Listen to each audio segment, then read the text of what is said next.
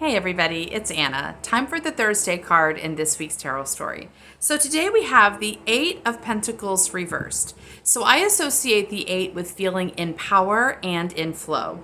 And Pentacles are connected to the physical realm. So they're about your job, your hobbies, money, as well as physical wellness and vitality. So this image shows this guy crafting pentacles. And so he's on his eighth one. So he's very good at this. He's very skilled at this work, and to the point that the mastery is in his hands, right? That's almost like there's a flow to the work. There's an ease to the work. He doesn't have to really work at this. There's no struggle to this. There's just a nice flow of skillfulness. So this card shows up, I think, to connect with our own natural mastery. There are things you know how to do. You don't have to really scrutinize them or be very vigilant about it. You can relax and trust that you know how to do this thing in the world, right?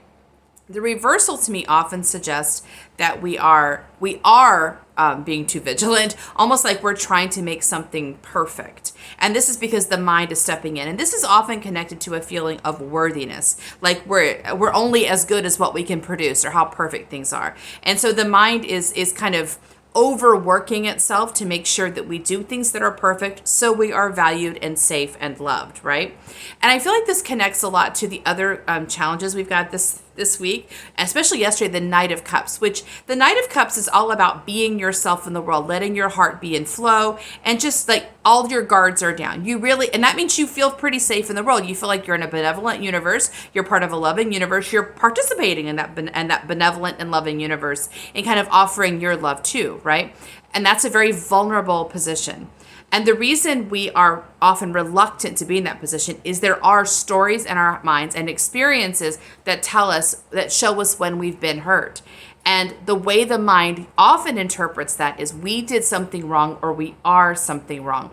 So the mind's vigilance here is often about trying to avoid getting hurt, avoid getting abandoned, because we're afraid that just as we are not good enough. The problem, of course, is that perfection in the physical world is not attainable. So this is a pattern that it can never solve itself. So the mind's going to get vigilant. It's going to work harder at something and not get better results. Okay, so here it's important for the mind, and the mind is essentially logical. When the mind's behaving illogically, it's because there's a pain point. So if the mind is continuing to participate in activities like perfectionism or hypervigilance, even though it doesn't produce a better product, doesn't get better results, it's making you even more tired, it's making your life less fun. Like there's no benefit to this.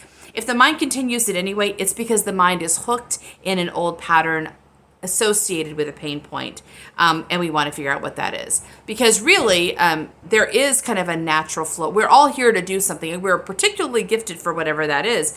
The mind's vigilance and perfectionist tendencies will slow us down, if not stop us outright.